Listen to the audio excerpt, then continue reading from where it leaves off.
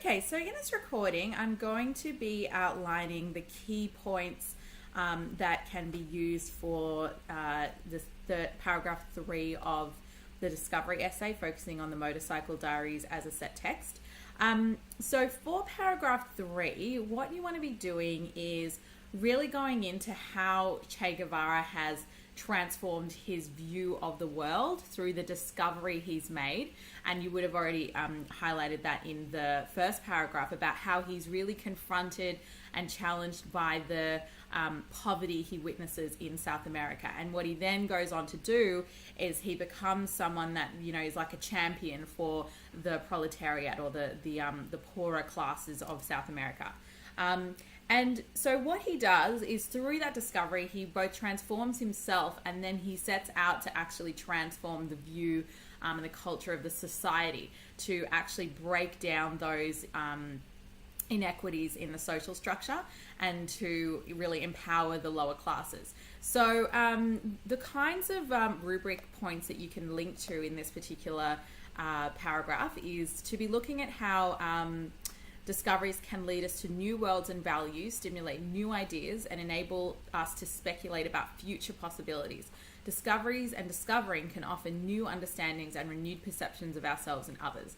So that's the first one. The second main one is the impact of these discoveries can be far-reaching and transformative for the individual and for broader society. So those are the 2 points you want to focus on here. Obviously still taking off from what was already said initially about how Che Guevara has been really confronted by the realities of his society as he goes on his travels.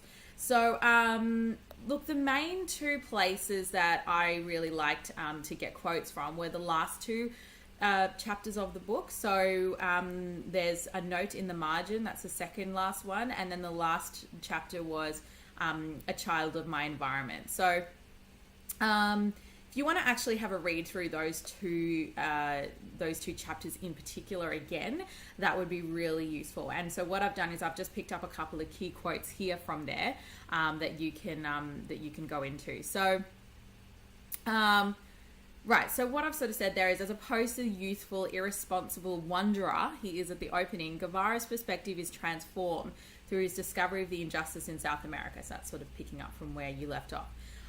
In addition to transforming on a personal level or as an individual, he strives to transform his broader society by fighting the unjust capitalist regime and enabling the reader to gain a new understanding and renewed perception of his society.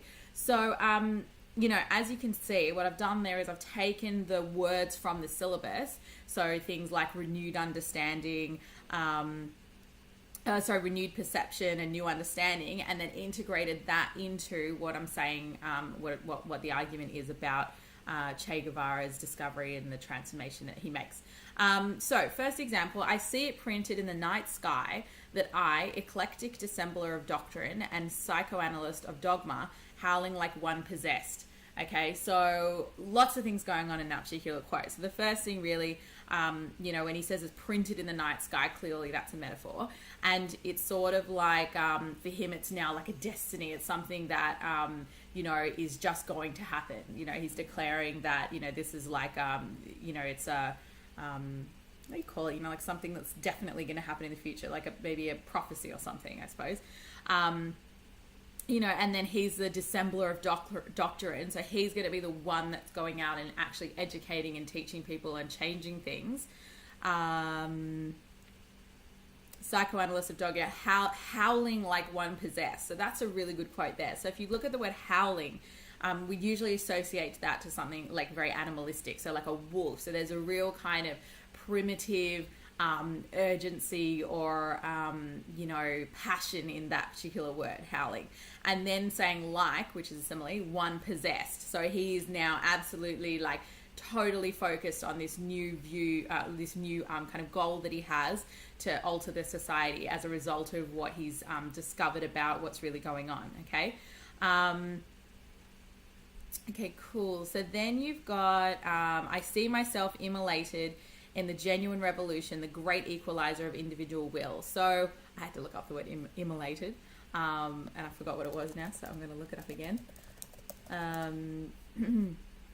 So immolated is like a sacrifice. So kill or offering is a sacrifice. So yeah, so what he now is he himself has become a human sacrifice for this revolution. So him as an individual doesn't really matter or exist anymore. He is now one for like an offering for this revolution to take place. And then he says a great equalizer of individual will. So you can really see the kind of, I guess, responsibility he's taking on to cause a change in this particular society and rectify the wrongs that he can see. Really passionate, so so anyway, you can read some of the notes I've got there, which, as I said, contrasts from the original kind of like immaturity we sort of see, where he's a bit like, oh, whatever, I haven't finished my medical degree, but what I'll do is I'll just jump on a motorcycle and travel around the country for fun, sort of thing. So there's a sort of youthful immaturity and naivety that we see in the opening of the diaries that then really alters throughout.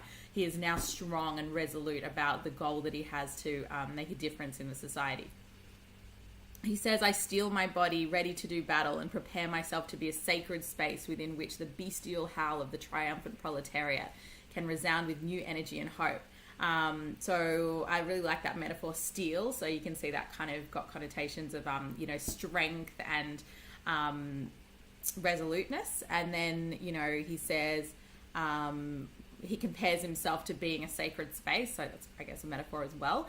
So he's going to be the facilitator of this particular change. You've got the bestial howl again, so very similar to the howling, like that we already said, so howl again. So obviously don't use both of those quotes. So pick either the first one I talked about or this one. Okay, so again, animalistic, like strength and primitiveness there, of like needing to fight for that equality.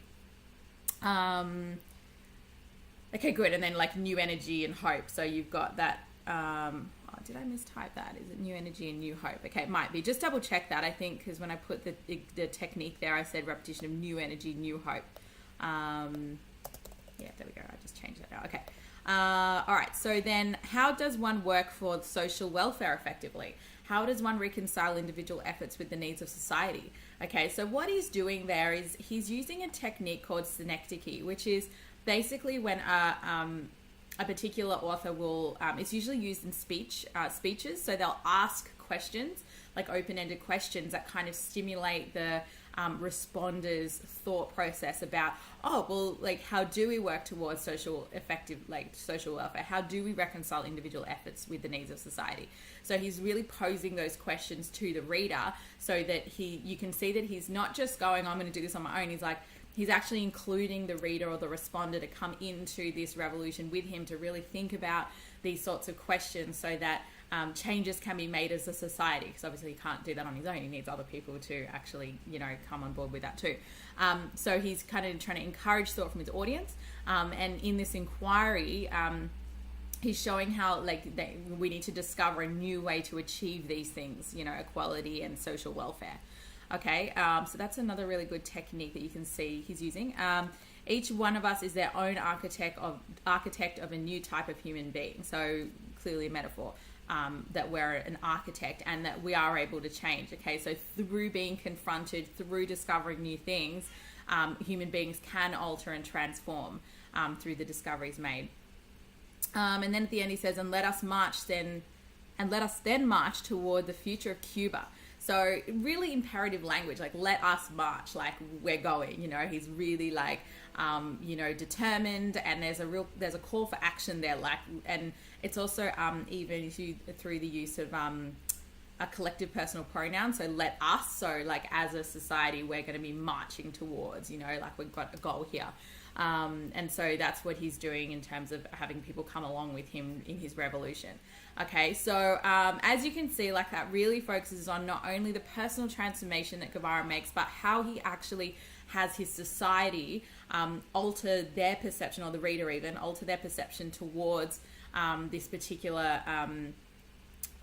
travel, or the place that he's observed, the South America, and really kind of getting everybody riled up to come on board with that sort of change that he wants to make. Okay, all right, good. I think that provides more than enough. Now, they're not the only quotes So you should certainly go and have a look, particularly, as I said, towards the latter chapters of the book to see what you can find, and that should provide you a pretty decent start. So for that paragraph, you should be writing all up about 240 words.